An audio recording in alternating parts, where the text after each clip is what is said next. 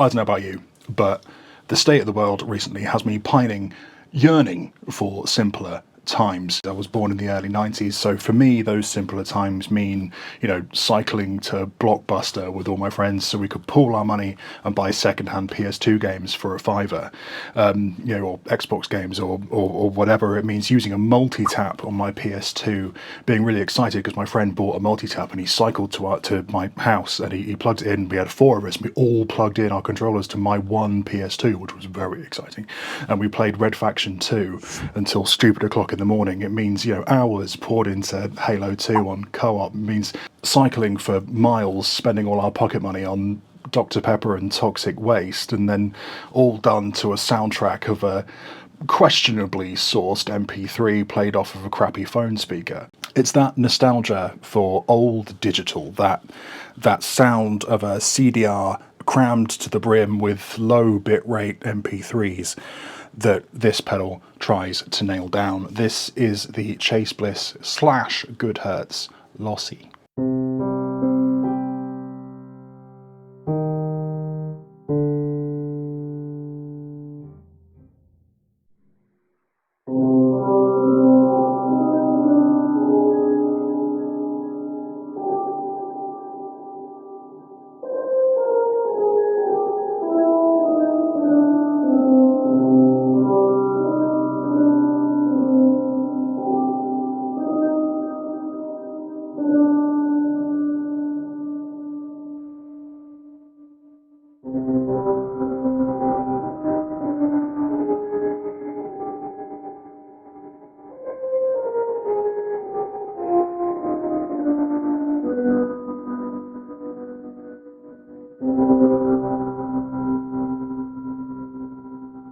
The top panel of Lossy is deceptively simple. It can be super, super complicated if you want it to be, and that is why I've only just got this, so I have got my manual just there to help me talk us all through it, myself included.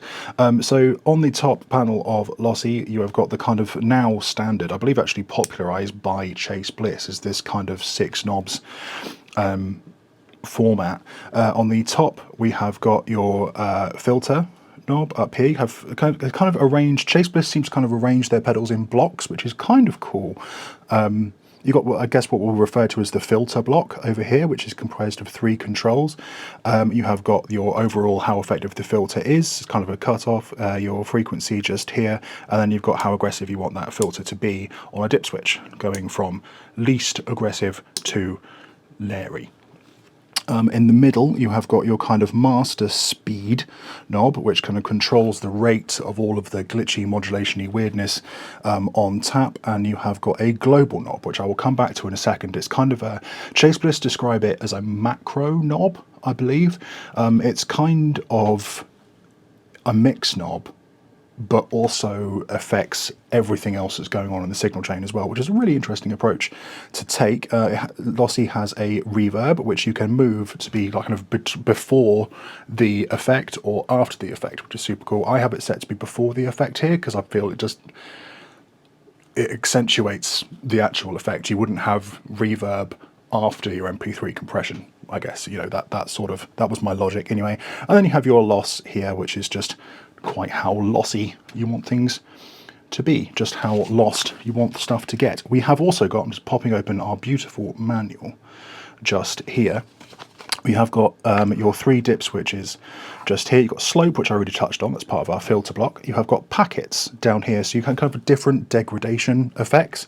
In the middle, you've got none. So on the right, if I just pop this little dip switch over there like that, on the right we've got packet loss, which randomly generates brief audio dropouts, so moments of silence that replicate the skips and spaces of a bad connection. Okay, cool. In the middle we have got squeaky clean, no packet effects at all, and then on the left, click over there, we have got packet repeats, which follows the same idea as packet loss, but instead of silence, the spaces are filled with spectral smears. I really like that one, although I must admit I do tend to leave the packets thing in the middle, because over here we have our modes. Mode, you've got standard, inverse, and phase jitter. So standard in the middle, they kind of try to represent it graphically up top here. Standard mode is your standard lossy stuff. Inverse mode is everything removed by standard mode. So that you get a lot of top-endy stuff, you get a lot of kind of transient stuff is in there as well. If you want a more kind of plucky, attacky sound on your guitar or on your keyboard or something, that's a good place to look. And then phase jitter kind of represents like a kind of having a janky digital clock, you know, that's just not quite lined up, you know, in kind of like an audio production type sense, where the clock is shifting within the pedal, I assume. Producing tons of wonderful digital artifacty goodness, which you heard a second ago in the piano example just there. Enough chatting away. I think that's probably enough for now. Oh, no, I lied. One thing I should also touch on is if you hold down these two, I believe you can actually, all of these will go green here, and then you can affect these secondary functions on each knob. So each one is labeled. There is a gate built into Lossy, which is really, really cool. This is what I meant about this being quite complicated. There is a gate built into Lossy which can be used to create those kind of stuttering effects of having a bad connection, which is really, really cool. You've got your freeze ramp, which is how quickly that freeze kicks in. Forgot to even say, Lossy has a freeze function that is absolutely beautiful. It might actually be my favorite freeze function in any pedal that I've played with so far. I like reverbs that have the freeze effect and stuff, but this is different and it's really, really, really beautiful. You have got your reverb decay is on tap right there, and then you have got your threshold for your gate, your auto gain, which controls the overall gain of the circuit, and your loss gain, which is how gainy you want your lossy things to be, how rather the volume of your lossy things be. So on the top, just before we're done, you have got your freeze on your foot switches down there, you've got a bypass on your foot switches down there. You can control the tails, which is a nice little segue, using the 11 billion dip switches up top that give you even more control than you thought you had before, which was already an alarming amount of control. You can customize the signal chain inside, so you can make it, you know, entirely wet if you want to. Mono in, stereo out. The Lossy is stereo in, stereo out, but only on single TRS jacks in. So if you want to run it full stereo, you will need, you know, if it's on your pedal board, for example, you will need specific cables to be able to do so. You are not going to be able to run, as I thought, looking at photos, you are not going to be able to run two mono signals in there like that. That is for your expression and CV input. And on this side, you have got a MIDI in and freeze control input over there as well. And then on the back, up to the dip switches on the top, you can control whether the I assume it's whether the freeze is latching. There's so much control up here. Chase Bliss do a video on this, and it's really, really fantastic. You can even flip the phase if you're having phase trouble running it in stereo and all that sort of stuff. Super, super worth looking at Chase Bliss's video because it's super comprehensive and generally awesome. As I say, I have just bought this and I am making a video on it, which I haven't done before. I'm normally try to be more familiar, but I got excited and here we are. I think we'll try that freeze function I mentioned a second ago. So let's bring that reverb up and let's bring the loss right up. And I think I want the center packet mode. And I think we're going to play with the filter until I find somewhere that I like it.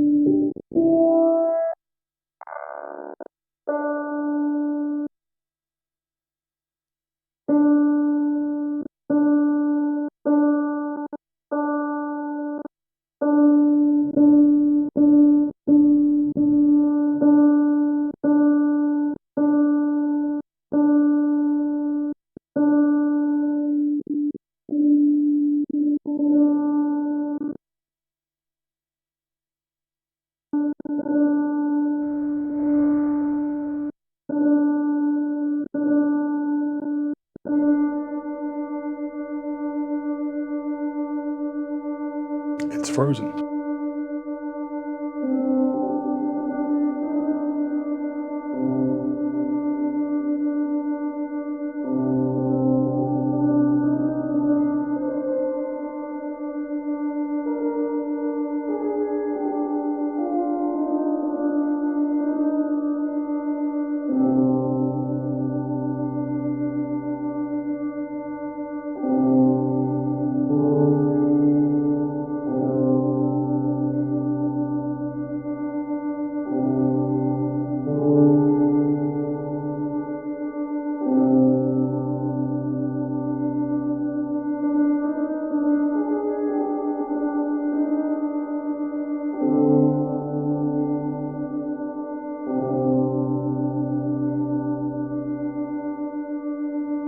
even ignoring the lo-fi kind of intentions, I suppose, of the pedal, is beautiful. It's a very cinematic vibe for me. Like, I can totally see that being in the background of a movie or a TV show or something, and it's this kind of like building suspenseful, wonderful sound that is different. You know, like I said earlier, it's not like a Frozen reverb, although there is a reverb in Lossy. It's not like a Frozen reverb. It's something different, and it's something new, and that's really exciting. That's great. Anyway, that is enough of my crap keyboard playing, or rather my crap piano playing. I think we'll shift to some synth sounds now. I have got the Arturia Juno synth kind of plugin pulled up, and I'm going to try some like 80s kind of pad stuff, because I feel like Lossy would really shine on synth pads, especially with the filter. So I think we'll set that filter back to normal. We'll get a little bit of speed. We'll put global at half because we don't want to overcook it. And yeah, let's see what we get.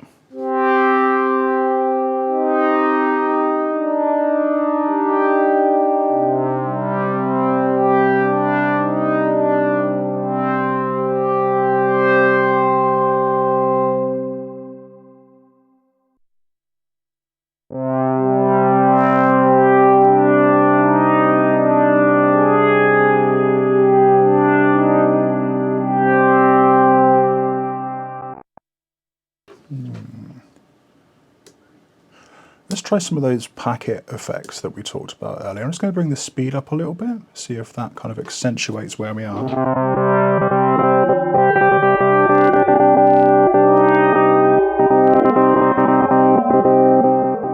Certainly did. Let's just bring that speed back down. What happens if we put the speed right down?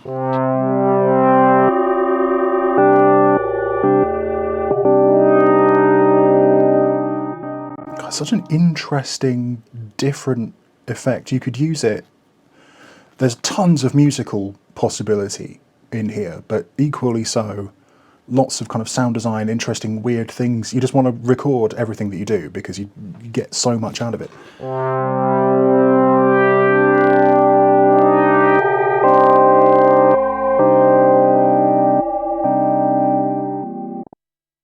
Let's try the other side on the packet effects.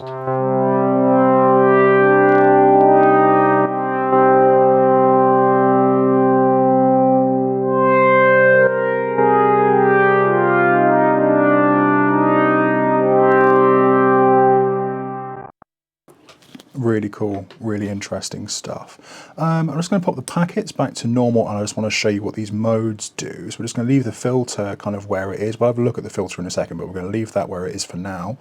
Let's just have a look at standard mode.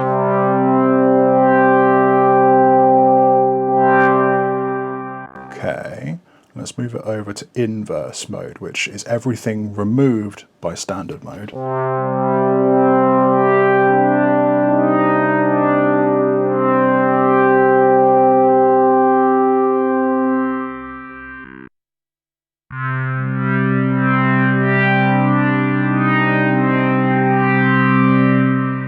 Getting a lot of that top end taken out. If I just pop it back to standard mode with the loss higher up.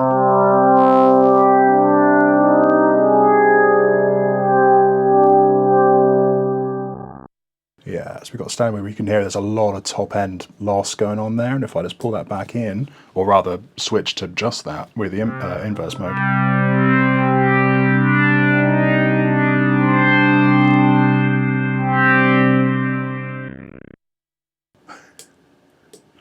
And then we go over here, we get that phase jitter, which, if I remember rightly, is that was where your digital clock is being shifted and moved around.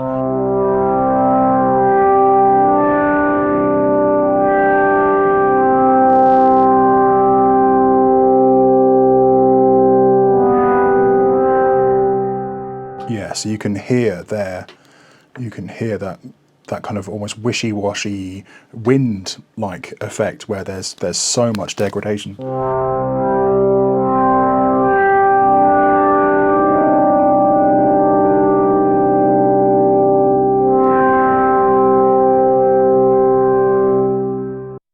It's such an interesting sound.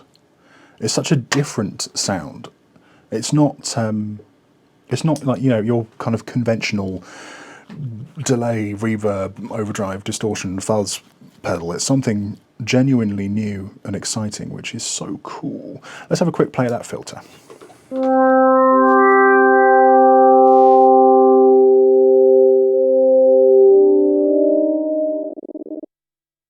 Like a glitchy organ?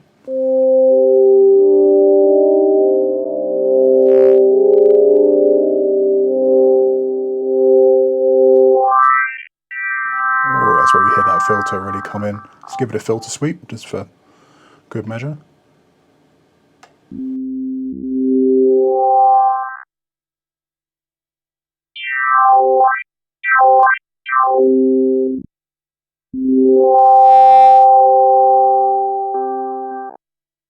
Okay, there's now that much more kind of gentle filter setting there. Let's see if it's...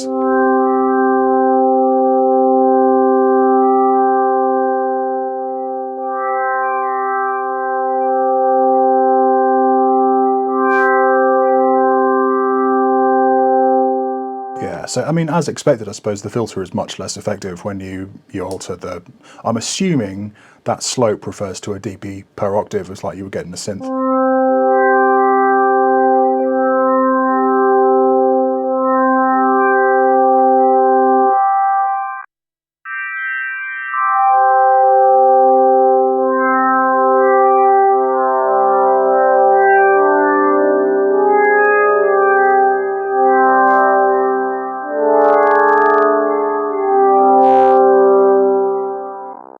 It's really, really cool, man. It's really, really cool. I want to try and get a better listen to that reverb because I think I really like it. Let's just bring the loss down.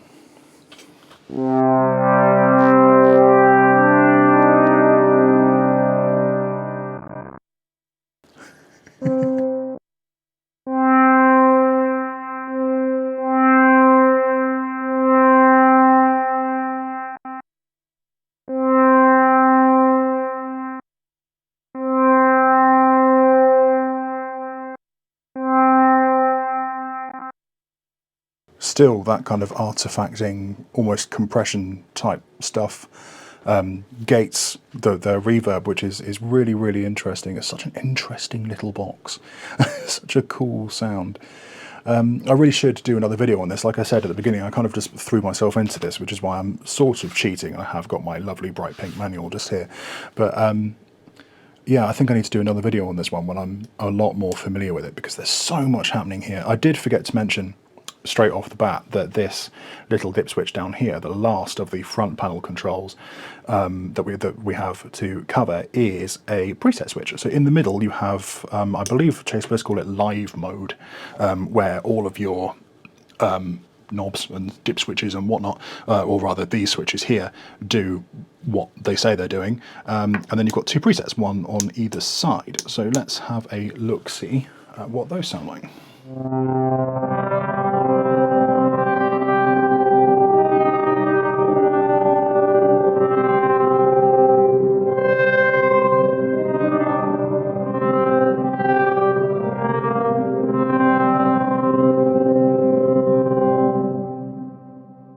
Super, super cool. And let's just have one last listen to our other preset. This is the right-hand side preset just here.